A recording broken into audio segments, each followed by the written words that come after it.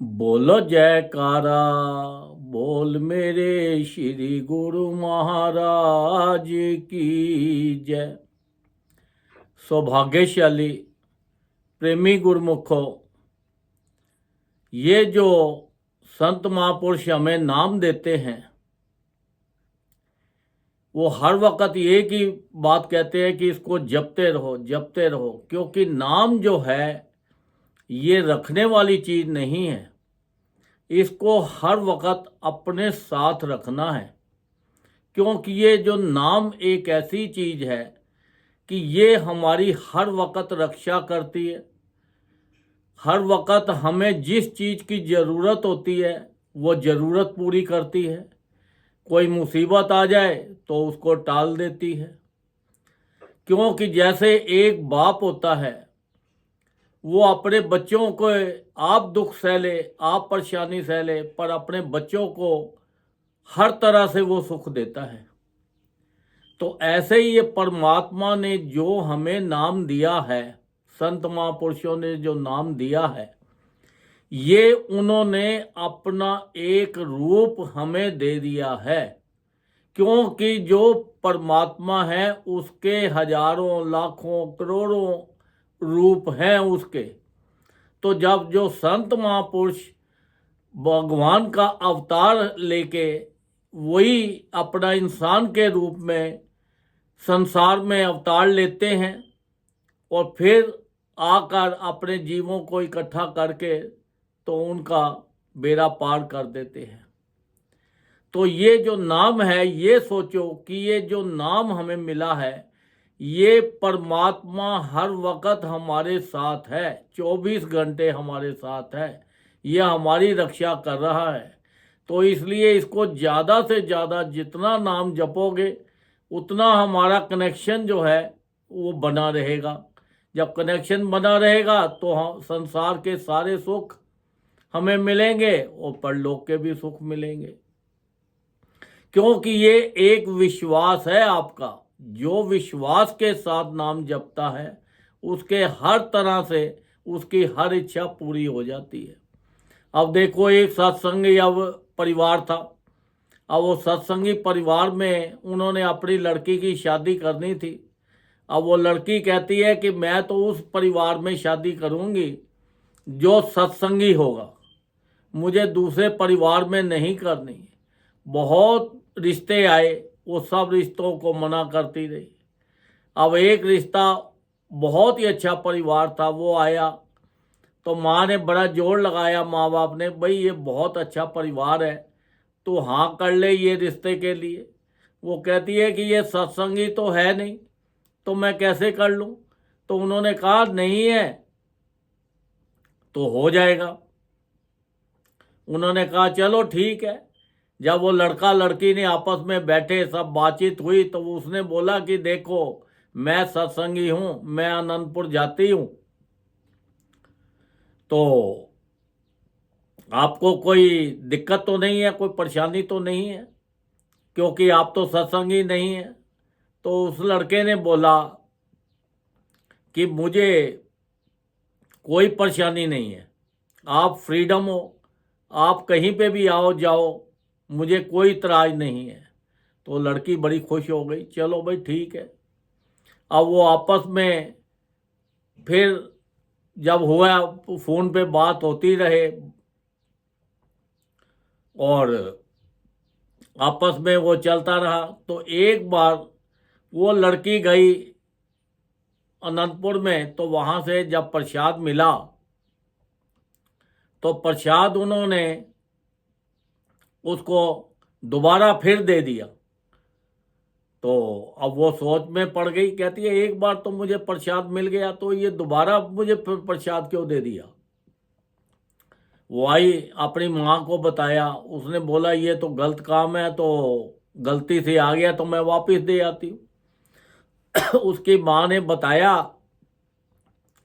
कि ये जो प्रसाद तुझे दोबारा दिया है, मिला है, ये प्रसाद तेरे जहाँ रिश्ता हुआ है उनके लिए है। उसने बोला ठीक है। जब वो उसने फ़ोन पे बात की कि भाई मुझे ऐसे प्रसाद उन्होंने डबल दिया है।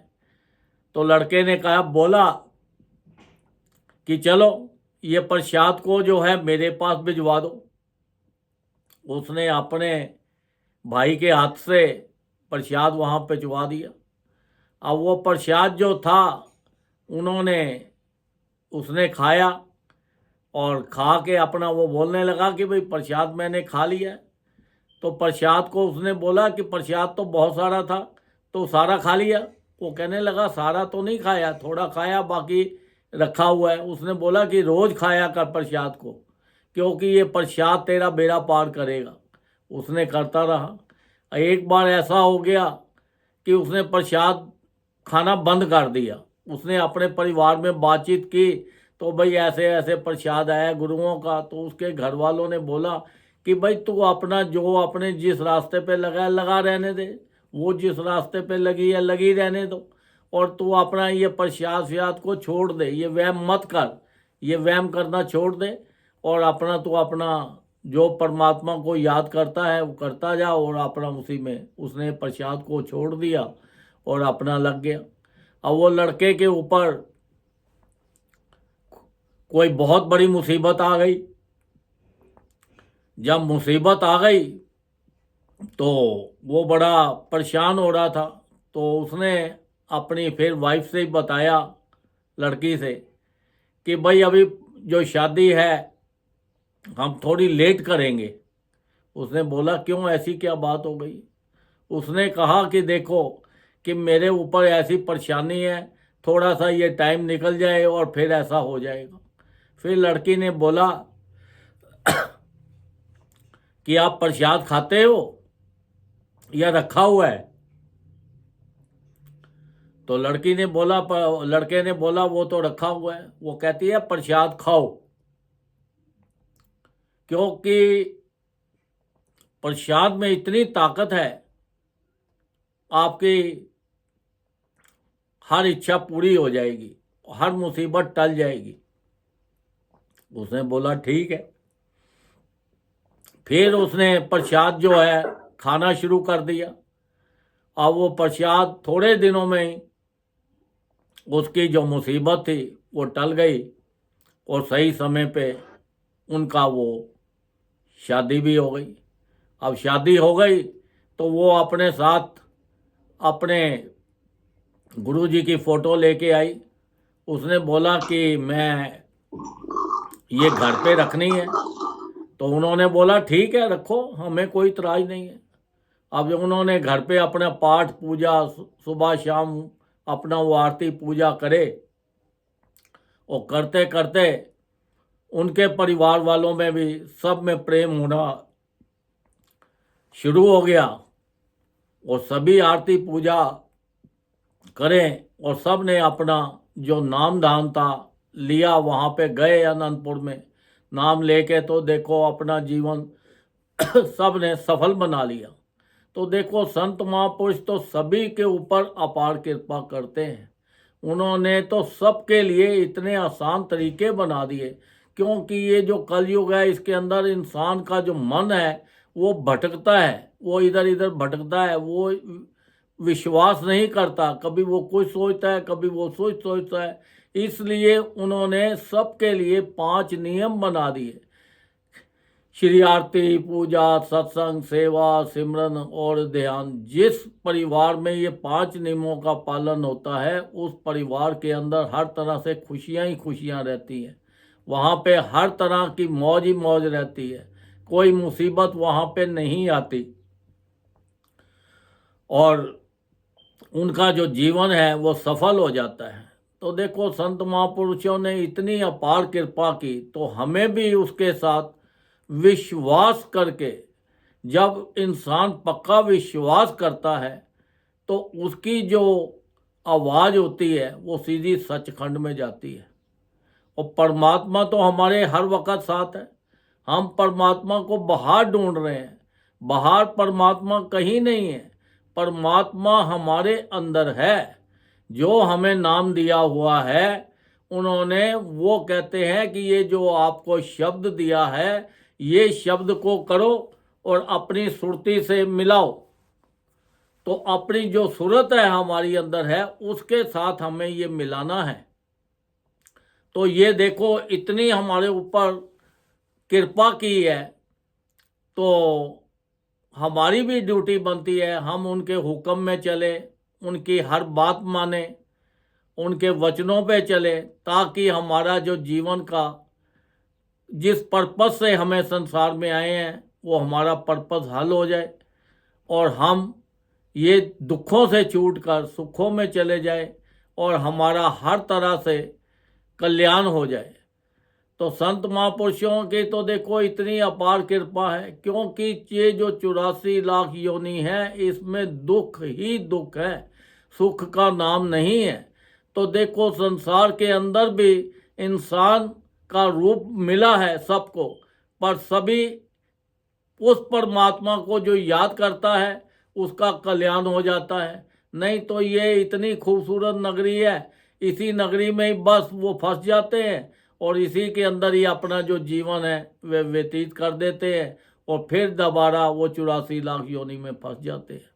तो ज़्यादा से ज़्यादा हमें नाम जपना है ताकि परमात्मा हर वक्त हमारे साथ रहे, हमारी रक्षा करे, हमारा हर तरह से ख्याल रखे और हमारा लोक भी सुखी हो जाए और परलोक भी सुखी हो जाए। क्योंकि नाम ही एक ऐसी चीज़ है जो हमारा कल्याण कर सकती है। क्योंकि परमात्मा जब हमारे साथ है तो फिर हमें किस चीज़ की कमी है? कोई कमी नहीं। तो जिसके पास मालिक है उसके पास तो संसार की हर चीज़ है। तो जब मालिक ही हमारे पास है तो हमें उसको अपने साथ हर वक्त रखना है, उसके साथ अटैच रखना है, ताकि हर वक्त उठते बैठते चलते फिरते हर वक्त नाम जपो। नाम जपने का कोई टाइम नहीं है।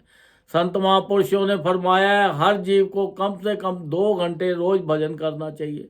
2 घंटे अगर कंटिन्यू नहीं कर सकते तो 1-1 घंटा करके करो, 1-1 घंटा करके नहीं कर सकते तो आधा आधा घंटा करके करो। जितना भी ज़्यादा से ज़्यादा भजन हो सके करो। इसके लिए कोई जगह नहीं है, कोई टाइम नहीं है। आप लेट के करो, बैठ के करो, टूटते फिरो, चलते फिरो, गाड़ी में हो तब करो, प्लेन में हो तब करो। हर वक्त उस परमात्मा के साथ अपने मन को जोड़ो ताकि आपका जो जीवन है वो सफल हो जाए, आपका संसार भी सुखी हो और आपका परलोक भी सुखी हो। बोलो जयकारा, बोल मेरे श्री गुरु महाराज की जय।